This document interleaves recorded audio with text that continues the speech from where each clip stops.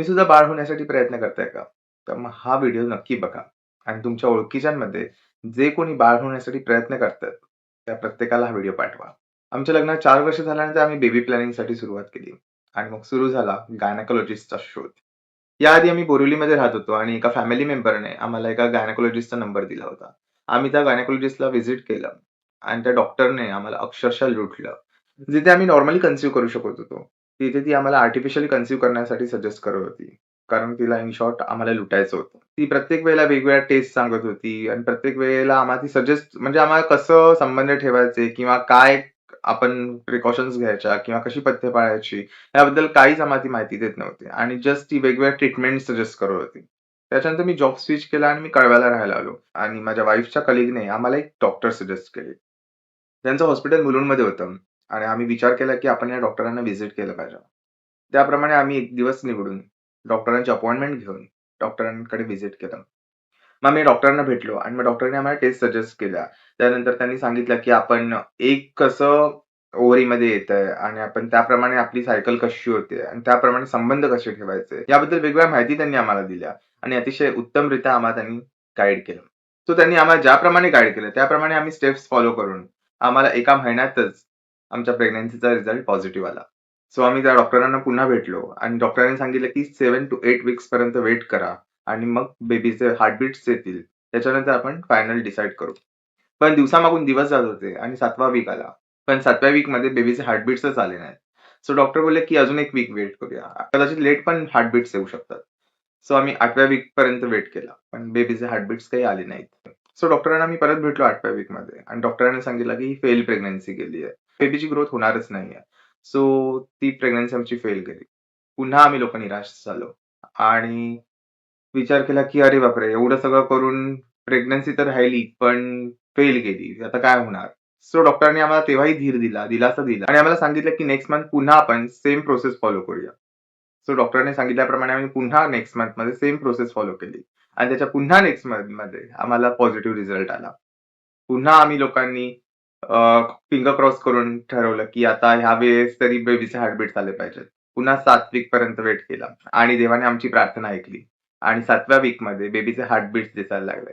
So यावेळेला आम्ही कुठलीच रिस्क घ्यायचं नाही ठरवलं आणि माझ्या वाईफने तिचा जॉब सोडून दिला आणि कंप्लीट रेस्ट करायचं ठरवलेलं. दिवसांमागून दिवस जात होते आणि एक-एक सोनोग्राफी होत होती.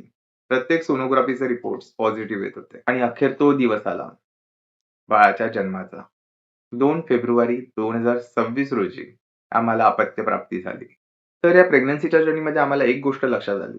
ती म्हणजे आपले प्रश्न शांतपणे ऐकून घेणारे, आपल्याला गाईड करणारे, आपल्याला समजावून सांगणाऱ्या योग्य डॉक्टरची आपल्याला या प्रेग्नन्सीमध्ये गरज असते. आणि आमच्या या प्रेग्नन्सीच्या जर्नीमध्ये आम्हाला असे देवदूत सारखे डॉक्टर मिळाले. ते म्हणजे डॉक्टर स्नेहल पाटील. अत्यंत साध्या, शांत स्वभावाच्या, समजूतदार, डाउन टू अर्थ आणि प्रेमळ डॉक्टर मिळणं, हे खरंच खूप भाग्याची गोष्ट आहे. डॉक्टर स्नेहल पाटील मॅडमनी आमचे प्रत्येक प्रश्न अतिशय उत्तमरित्या समजून घेतले. आम्हाला कधीच अनकम्फर्टेबल करू दिलं नाही आणि प्रत्येक आमच्या जर्नीमध्ये त्यांचं लक्ष होतं. वायफळ प्रश्न पण त्यांनी अतिशय उत्तमरित्या हाताळले.